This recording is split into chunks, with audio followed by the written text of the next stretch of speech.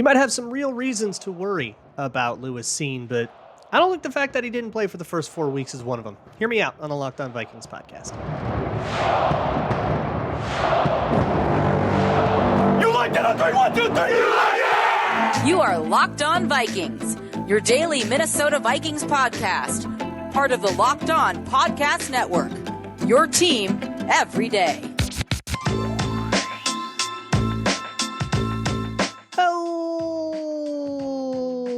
Hello. Welcome to Locked On Vikings podcast, part of the Locked On Podcast Network, your team every day. As always, I'm your host, your pal, and the kid you copied off in math class. My name is Luke Braun. You can find me on Twitter at Luke Braun NFL. The show is on Twitter at Locked On Vikings. You can find this show on Amazon Fire or Roku. Just download the Locked On Minnesota Sports app. And thank you, of course, for making Locked On Vikings your first listen of the day. Today's episode is brought to you by LinkedIn. LinkedIn Jobs helps you find the candidates you want to talk to faster. Post your job for free at linkedin.com/LockedOnNFL. I kind of did the same episode with like Christian Darrisaw, just like a season review of this guy. But of course, Lewis Cine doesn't have a lot for that. So I actually went back and watched his preseason tape a little bit over the course of the season. I learned a lot about the defense. I feel like I have a much better sense now than I did then of what safety play is supposed to look like and what I'm kind of looking for. So with that additional context, I went back and watched Cine again, and I have some thoughts on the actual merits of his play. The thing is, he didn't get on the field for the first 4 weeks. That's kind of all we can say. And then his leg blew up and that was it, right? And I think it's really easy to get wrapped up in... this is what we always do with the draft, right? The draft is not an instant gratification system. It is a long-term thing. The draft is a long-term process. If you are drafting for immediate things, you're drafting poorly. And that goes for NFL teams. NFL teams absolutely make that mistake because it's hard to get in the room and not panic about, oh my God, we don't have this position, right? The draft is for long-term needs. The draft is for what am I going to need in 2 years, and I got to draft that guy. And I think that's why I was always for drafting a safety like Cine in the draft. You can go listen. The receipts are on YouTube. Receipts are on audio. Like you can go do. I'm not deleting any shows, right?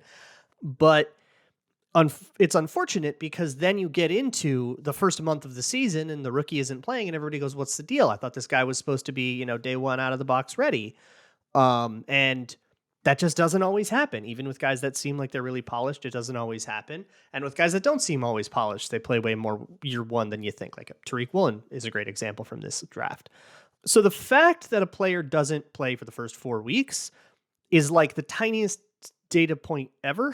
It's a very small thing. And if you're going to say, well, that pick didn't work out, and a lot of people think that, like I have been exposed to many people that are like, well, if you look at Kwesi's first draft, it's usually in that framework. And you look, well, Cine didn't work out. Booth is injured all the time.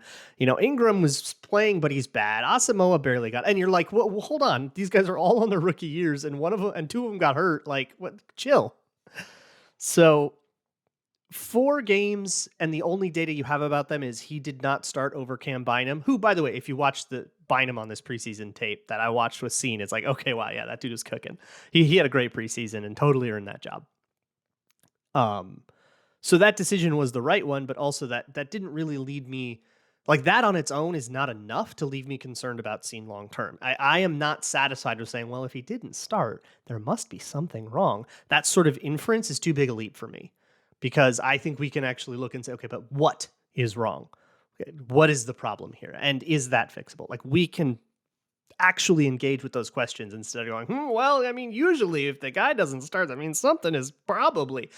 I don't like going on tendencies and inferences and making those sorts of leaps of faith. So let's talk about Cine and actually what he does and maybe why he didn't start and why I'm not particularly concerned about that. What I am concerned about is the injury. Not necessarily, I mean, he's a young kid. They tend to heal a little bit better on these things. It was a compound fracture, which does imply a clean break. And as long as there was no ligament damage in his ankle for that injury, that can be easier to come back from than something like a knee problem, right? So hopefully, like recovery wise, he'll be able to get back to full strength and full athleticism. Never a guarantee though. So that's one thing where there are outcomes where he's just like never the same guy he was in college. Laquan Treadwell style, right? His leg came back. He was never the same dude he was in college. And even the dude he was in college, there were some red flags about his like route tree and stuff. But he was never the same athlete. So we can worry about that a little bit, although I don't think that's the likeliest outcome. But more so, Lewis Cine is on a development track. He is on a path toward becoming the player that the Vikings want him to be. And having to take an entire year to rehab an injury, that takes a lot of time out of your day. Like that is not a thing that passively happens. You're not just sitting there waiting for your leg to heal, studying tape. You're rehabbing it, you're working it, you're doing stuff in the pool, you're doing weight training, it is like a time intensive process. And so don't expect Lewis Cine to come out looking like a dude that just studied tape and nothing else for eight months. That's just not like a luxury that players have. And that is kind of my concern because he did need to develop. And that's a very general word. He needs development. He's raw, blah, blah, blah. Like, what the hell does that mean, right? Which I will get to. But for now, he needs to develop. And when your leg falls out of your body, you don't get time to develop. What's nice is that this is a question that we will get to answer pretty much right when he sees the field. If he starts the season on PUP or whatever, that kind of thing is always a possibility. But as soon as we see him get out there, we can see if he's improved at that stuff. So what that stuff actually is where we get to the like tape breakdown portion of this show, where I can try to tell you less of like, here's his strengths, here's his weaknesses, and less of a bulleted list of positive negatives, because that tends to kind of boil things into a very like flat style of analysis where I don't want to give you he's good at reads and he's bad at and he's good at angles and he's bad at pre-snap. Like that's not as informative. I want to help use Lewis Cine to help kind of explain some of the things that I think are important with safety play and sort of the nature of that game, which is very much about it's a very risk reward kind of game. How much insurance do you buy? So that's coming up. But first, let me tell you about something that you probably don't want to deal with any risk in, and that is hiring. It is Q1. You might still be trying to fill jobs from people who maybe left in the middle of January to a different job, or maybe you're just trying to expand your business. Small businesses rate LinkedIn Jobs number one in delivering quality hires versus their leading competitors, and that's because of their 875 million member profiles, but also their the tools that they have, like screening questions and so on, that can help you go beyond just resume data and actually hone in on the person who is right for your business. That is what makes LinkedIn Jobs the place to put your job. So you can also post your job for free at linkedin.com/LockedOnNFL. So there's no excuse, all right? If you're trying to get someone hired, go to linkedin.com/LockedOnNFL and post your job for free. It's super easy to do. Once again, linkedin.com/LockedOnNFL to post your job for free. Terms and conditions apply. Thanks again for making Locked On Vikings your first listen of the day. For your second listen, check out all of our Senior Bowl analysis. The Locked On Network sent a bunch of people to the Senior Bowl, and they were live all week. So go catch up on those podcasts if you haven't listened to them already. Also, check out my Patreon page, patreon.com/LukeBrownNFL. If you are confused about any salary cap stuff, like how do restructures work and what's a void year and how can the Packers get rid of Aaron Rodgers' contract and stuff, all that stuff should be answerable with that video as a resource, and it's free to watch. So go check it out. Let's move on with Lewis Cine. So I guess there's like four main points that I want to make here. And the first two are very similar. So we'll start with those. Lewis Cine's a cheater. That's like the most flamey way I could think to put it. Did I get your attention? He cheats. And that's a very double-edged sword. It can be very awesome and also get him in a lot of trouble. And that's why I don't want to boil it down to a positive or a negative. He is a cheater. That is a trait that he has. Sometimes it's good, sometimes it's bad, and you have to make of that what you will. But I think the Vikings like that a lot because I have said the same thing about Andrew Booth and the same thing about Brian Asamoah. It seems like that's something they really liked on defense is guys that sort of that get into where get in position and get there fast. And then they kind of said, and we'll, work on developing and making sure that they're getting in the right position more often, which was the problem with all of these rookies and why they didn't play, that they would go very zealously to the wrong position. A couple of examples of that was seen, a million examples of that with Booth and Asamoah in the preseason, and Asamoah even did some in the regular season. So did Booth when he got in for 10 seconds. And that's why you're not putting them on the field, right? Because they'll just run themselves out of position. That's a catastrophe. But if you can iron that out, if you can get them to just know where they're supposed to go a little bit more comfortably, which it is very common for rookies to struggle with that. And it's also very common for rookies to get better at that as their career goes on. So if you can execute that development track, then the rest of the ability sort of unlocks and you've got this awesome dude. But let me explain more what I mean by he's a cheater. I think maybe the best example that I have, there's it's a clip from the second preseason game, the only home one against the 49ers, and it was a turkey hole play. For those who don't know, that means when you have cover 2, which means you have a corner playing underneath and then a safety playing deep half zone, playing the whole deep half of the field. One of the most tried and true classic ways to attack that is to try to attack the kind of window between those two. If you've got a corner playing kind of in the flat and then a safety playing kind of up and cheating inside a little bit because he's got the whole half of the field, can't be playing on the sideline. You throw deep at the sideline, too deep for the corner, and throw outside that safety. That's called the turkey hole. Lewis Cine reads a play where they're just sending a corner out there.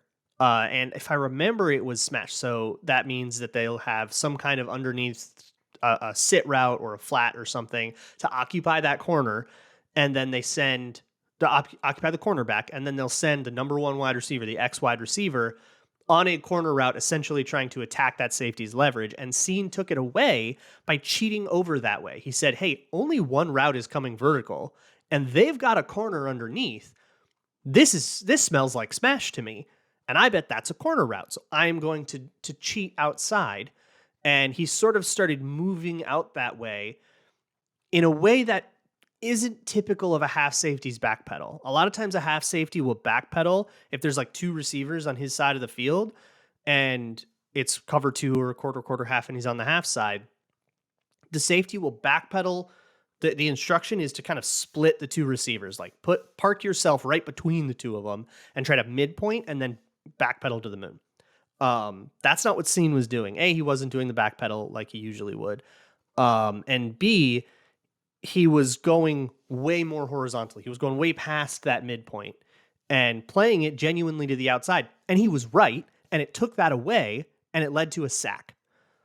So it was an awesome play. But you can see what the kind of thing that can happen if you get a little bit too greedy about that, right? Suddenly they nod something outside and it's a post and you're screwed. And he gave up a couple on that kind of thing in that game and in the other game I watched, which was the first preseason game. So I watched the first 2 preseason games. Now, again, what I'm watching here is his first ever NFL action. So we can expect some improvement. 6-7 games worth of improvement is what I would expect, because then once you get hurt, I'm not expecting you to improve your reads. You can't exactly practice that on crutches. But that's what I mean by cheating. There's also a lot of, he's very greedy with how he plants himself. If you remember, a lot of the talk about Cam Bynum this season was how he would backpedal too far because he was being too safe. Cine is the opposite way. And that once he gets the instincts to be right about stuff more often and to know when he can turn and transition and stuff, that's awesome. That is the Cam Bynum problem solved by putting Lewis Cine in. And I really see that happening. Like, it is very easy for me to see, all right, as soon as he gets a couple things under his belt, he's going to be able to do that, because the way that he transitions in his hips and his footwork and stuff are really, really, really clean. They were in Georgia too. They're really enticing. One of the things I liked about him the most coming out, and you can clearly see that stuff on tape. He's just very flexible, very athletic, very bursty, great acceleration, all of that stuff. Assuming, again, that the injury didn't torpedo his athleticism, which is always a possibility. So that's the first thing. He cheats. He kind of tries to put himself in a little bit of a position. He doesn't go too deep because he wants to be able to make a play on the ball. And he will back off really deep if he's on, a half safety and that's the coaching point, or if he's a middle of the field safety and something single high playing deep third or something. And it's like, okay, well, you got to be the highest guy on the field then. But at times when it's about the read, he doesn't give himself the way I decided I'm going to put it is he doesn't wear a life jacket. Cam Bynum gives himself a life jacket, and that's why Cam Bynum started, because you don't want to drown, right? Give up a few 15-yard catches and make them do that all the way down the field. That's easier than Jameson Williams wide open in the end zone, right? And that was exactly the Cam Bynum played without a life jacket on that Jameson Williams, that Lions to hit. Well, the Jameson Williams catch, the one that he got this whole year, which was just Cam Bynum screwing it up. So he doesn't play with a life jacket, and he commits really hard when he thinks he's gotten the read, and he absolutely ran himself out of position and gave up big plays. One that sticks out is there was a sort of high-low thing between him and I think it was the nickel corner. I think it was Perry Nickerson. And he was supposed to take the high guy, and Nickerson was supposed to take the low guy. They both take the high guy, and it was and you could see Perry Nickerson try to communicate that, and Cine didn't get the message, and it was just a bust. When this kind of thing happens, he can turn around, and he can, get going and almost make the play. Like, he almost made some pretty crazy recovery plays, which will help in this developmental part of his career, where it's like, okay, you screwed up, but because you're just so dang fast, you can make up for it. I mean, Trey Waynes made a living off of it. Like, that was his whole game, was he would screw up and then he was fast enough to make up the ground. So you can absolutely live that way as a defensive back. There are a lot of defensive backs that live that way, and it's totally fine as long as you can make the play, but it is sort of playing the whole game on hard mode. So again, if you commit that hard and you cheat that hard, you can be in on every play, but you have to see it all and be right all the time. It really puts a lot of strain on the reads that you're making. Now that was a strength for Cine coming out. He was dope at that at Georgia. Like, he was super sick at reading and reacting and finding route concepts and really kind of playing the cerebral part of the game. A little harder in the pros, and there's a transition, right? He's a rookie. So I think if there's anything you need to understand about Cine, it's that he's sure does believe in himself. And as soon as he is more correct about that, it's going to pop off. And that's why I'm not worried about Lewis Cine, at least not from this angle. But before it pops off, you cannot put that on the field because that will get you killed. There's a couple other things about Cine that I do want to get into. So we will pop into that. But first, it's that time to start thinking about how much you're procrastinating on your taxes. That's me. But that's what TurboTax is for. It's a perfect tool so that you don't have to worry about your taxes, because an expert will just do them for you. Your TurboTax expert will do your taxes from start to finish, and they'll do them right, guaranteed, so you can relax. Feels good to be done with your taxes, and it feels good to be able to kick your feet up and watch somebody else do it, or multitask, do the dishes or something while it's happening. That is all fine. Come to TurboTax and don't do your taxes. Visit TurboTax.com to learn more. Intuit TurboTax. Full service products only. Video meeting while expert does your taxes is required. See guarantee details at TurboTax.com/guarantees. So again, if there's one thing that I want you to understand with Cine, it's that he's a cheater, that he's a really heavily committing player. He's very YOLO. He sees what he sees and he reacts on it. And that bodes very well for him long term, but harms him enough in the short term to where you probably would rather have Cam Bynum on the field. Couple other things that are, I think, pretty identical to his college scouting. Like the way I talked about him, if you go back to the scouting report I did on him, like the real deep breakdown I did on him after we drafted him, I'm repeating a lot of the same points, which, like, of course, right? I really like the angles that he takes to the ball. That's something that really stands out to me, is that he knows exactly how fast he is. And if I remember at Georgia, there were a couple of times where I was like, whew, boy, you thought you were a little faster than you were. If I remember, that might have been somebody else that I was scouting. But not the case on preseason. He knows exactly how fast he is. and exactly the angle he needs to take to get to the ball. He's really good at like crashing down and finding the play. And when you see, like when the read is run versus pass, I think there was like one time where I thought he was a little slow in reacting to that and just in sifting through, okay, am I going into my run footwork or my pass footwork? If players do struggle with that, you can just do it for them and just say, you just play pass first. And if it's a run, you'll be in the fit. But, usually that's for like spill fits where you've got people kind of gumming up the inside. You're trying to spill the run to the outside, which will take longer, which gives the safety the time he needs to sift things out. Like that's a way to help a safety that's not reading the run fast enough. But Cine is really good at crashing down, finding the play, getting involved, which kind of reduces the need for you to rely on your safety coming up and making a play, right? You don't have to gum everything up in the inside. You can play more of a sort of funnel it all inside, box fits, that kind of thing, if you have D-backs that are as talented at that. So that can be a really big boon. And he is slippery. That's the thing that really explodes off of Cine's tape. Like the thing that if you kicked it on, the thing that you will notice with the least mental effort is, boy, this dude dips his shoulder under guys and leaves them swinging at air. Like there are a lot of times where a wide receiver is trying to just dig him out of the play.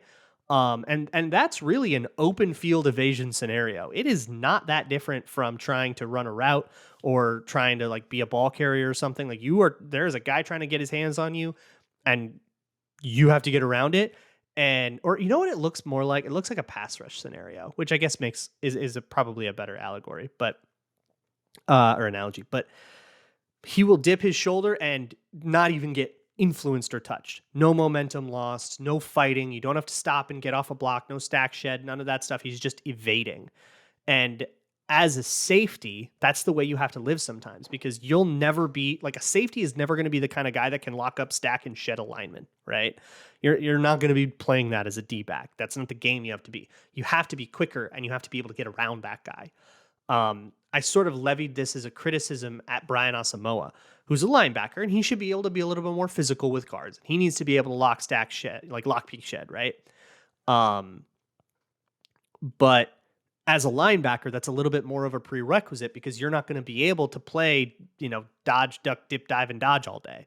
As a D-back, once you're in the box and into the scrum of the run game, you are kind of out of your element. Like this is not what you're here to be doing. So do whatever you got to do.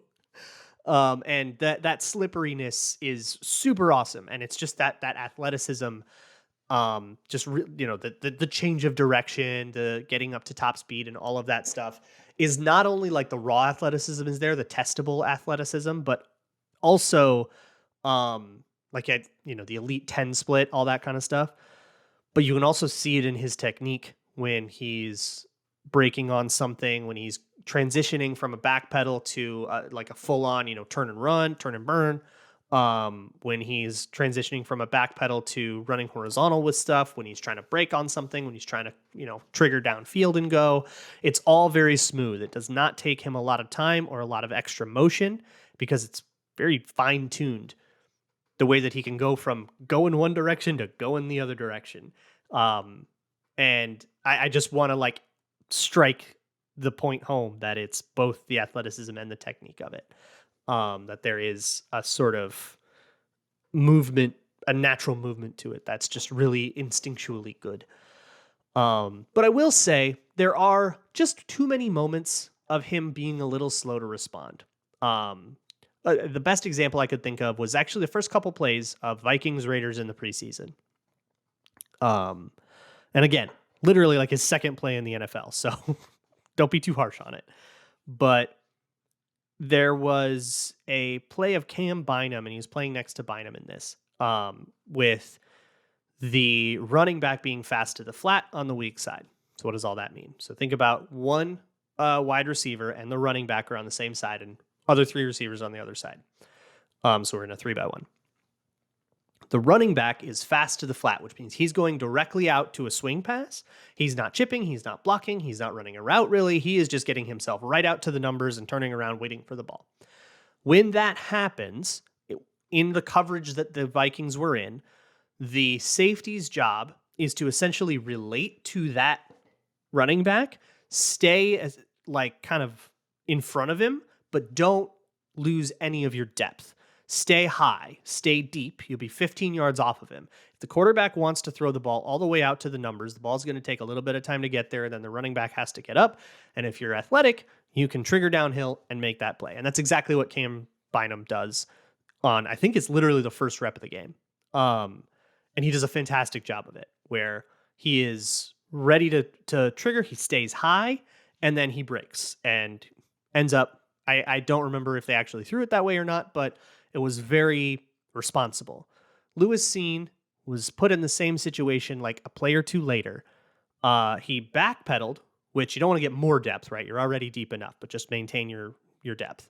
So he backpedaled, and then he triggered, and he tried to take an angle at the running back. And that is way harder to do. I think it was a good angle, and the running back drops the pass, so we never really get to find out how it plays out.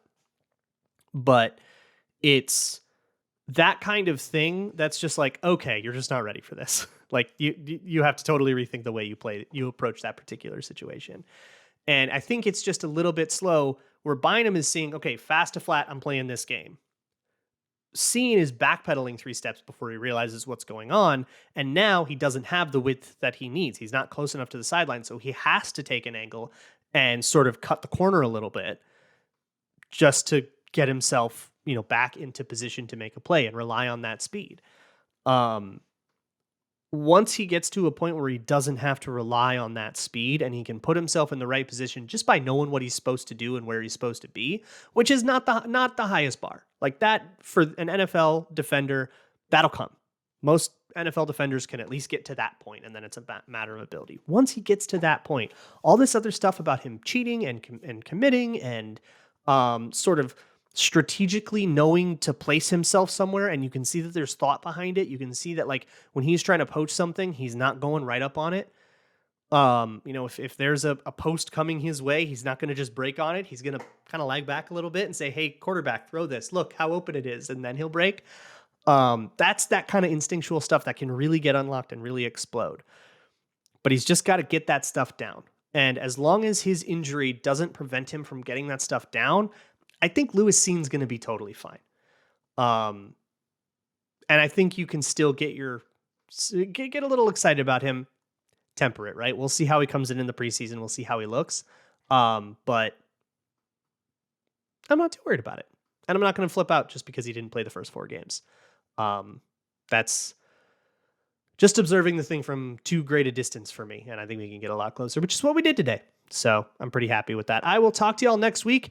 With any luck, we have a defensive coordinator to talk about. Otherwise, I don't know. We'll keep doing stuff like this, or we'll talk about salary things. We've, of course, got our Twitter Tuesday next week and all that. So I will see you all for that. And as always, Skull.